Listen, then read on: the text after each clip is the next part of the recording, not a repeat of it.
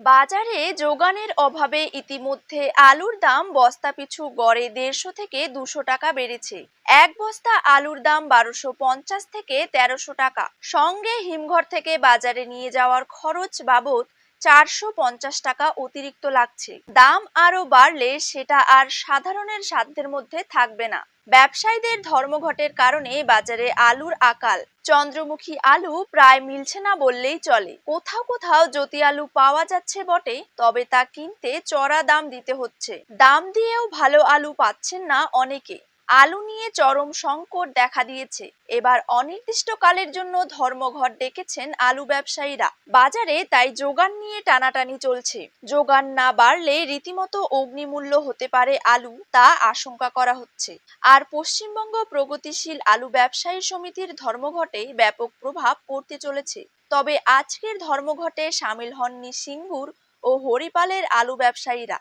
এই আবহে বিধানসভায় মন্ত্রিসভার বৈঠকে আলু নিয়ে কড়া নির্দেশ দিলেন বাংলার মুখ্যমন্ত্রী মমতা বন্দ্যোপাধ্যায়।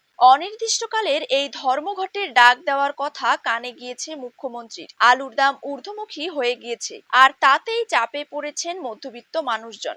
এই আবহে আজ মুখ্যমন্ত্রী মমতা বন্দ্যোপাধ্যায় স্পষ্টভাবে বলেন, আলু নিয়ে যেন কোনো ক্রাইসিস না হয়, মানুষ যেন বাজারে গিয়ে বিপদে না পড়েন, সেটা লক্ষ্য রাখতে হবে। সেখানে আলুর মূল্যবৃদ্ধি এবং যোগানে সংকট নিয়ে ক্ষোভ প্রকাশ করেন। তারপর মুখ্যমন্ত্রীর স্পষ্ট নির্দেশ, যতক্ষণ না দাম কমছে ততক্ষণ ভিন রাজ্যে আলু রফতানি করা যাবে না। মুখ্যমন্ত্রীর নির্দেশে যখন আলুর দাম কমাতে তৎপর রাজ্য সরকার, তখন অনির্দিষ্টকালের জন্য ধর্মঘটের ডাক দিয়েছে আলু ব্যবসায়ী সমিতি। মঙ্গলবার আলু প্রতি ক্ষেত্রেই কিলো দরে অনেকটাই বেড়েছে। 45 থেকে 50 টাকা কিলো দরে আলু বিক্রি হচ্ছে। খুচরো ব্যবসায়ীর কাছে যে আলু মজুত আছে সেই আলু এবার চড়া দামে বিক্রি করা হবে। তাতে বিপাকে পড়বেন ক্রেতারা। রাজ্যের মন্ত্রী বেচারাম মান্না বলেন, সরকারি নির্দেশিকা দেওয়া হয়েছে, বাজারে ব্যবসায়ীদের কর্মবিরতি নিয়ে নিশ্চয়ই আলোচনা করে একটা রাস্তা বেরোবে। প্রগতিশীল আলু ব্যবসায়ীর পূর্ব বর্ধমান জেলার সভাপতি উত্তম পাল এ প্রসঙ্গে জানান,